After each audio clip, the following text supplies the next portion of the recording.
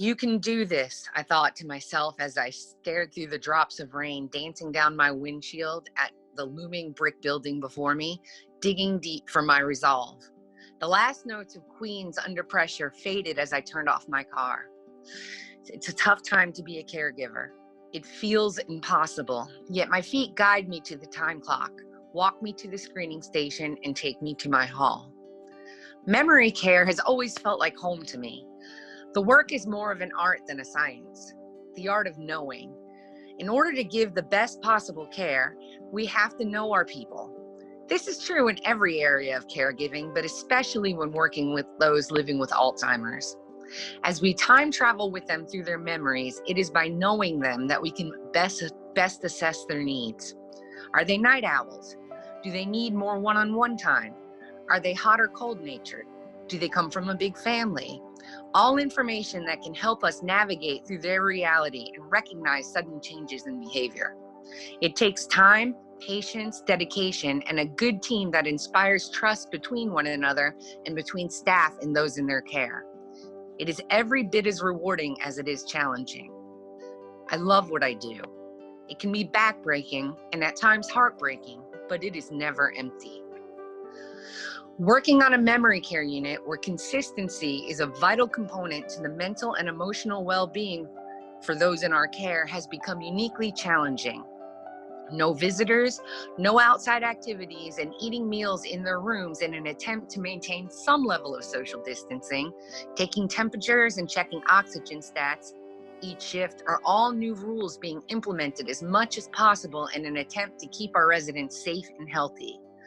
The problem is, as well-intended as these rules are, they come at quite a cost, and caregivers in most facilities are not being given the added support needed to fully and adequately implement these policies. Isolation is not good for people living with Alzheimer's. My residents are naturally out of sorts. Without daily interaction and mental stimulation, combative behaviors are becoming more commonplace. Sleep schedules are off, because when there are no regular activities, many of my folks are sleeping more in the day and staying up through the nights. Fall risks are increasing. I have much less time for one-on-one interaction. The normal troubles in the long-term care system have suddenly all been exacerbated, and none of us has had time to process it. The end result is what we are seeing play out in the news. COVID is running through our nation's facilities in a terrifying way. It's hard not to feel powerless. It's hard not to feel resentment at our low pay. It's hard not to feel fear because for us, there is no way to do our job well with any kind of distance, social or otherwise. And it's easy to get lost in all of those dark thoughts and begin to wonder if you're doing any good at all. So much of it feels like we're sticking fingers in the holes of a dam. What pulled me out of that spiral was the realization that while the past few months have felt impossible, we have been walking through it together. I am the only one on the floor at night, and I have a resident who does not like for me to be out of her sight. She's a high fall risk, and I like to stay with her until she falls asleep. A caregiver from second shift took it upon herself to stay a little later and help me by taking the temperatures of the other residents. She did this because she cares, both about me and about the residents. Since so many of my folks are now up and about late at night and early morning, I get those who are up, dressed and ready for the day to take a bit of the load off of first shift. We are looking out for each other in this uncertain time, and I don't think any of us would be able to handle this if it were any other way. We have to work together. The greatest frustration for CNAs is that we do not feel heard. We advocate for those in our care. We know when they are off.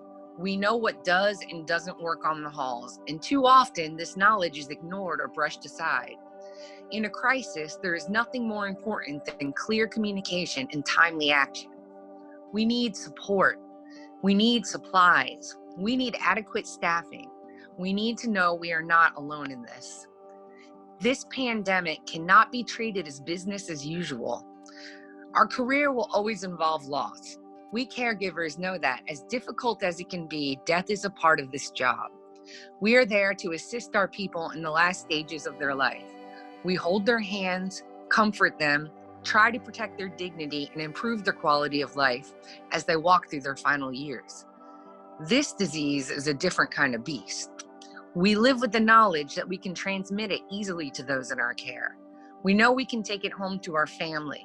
We know that the likelihood of us not being touched by COVID-19 in some way is slim to none. The psychological toll that takes is difficult to express. For me, it hits in the quiet hours when I'm not at work or when I see what's happening in the facilities on the news. It is incredibly sad and frightening, but it is not surprising. Facilities were not prepared for a situation like this.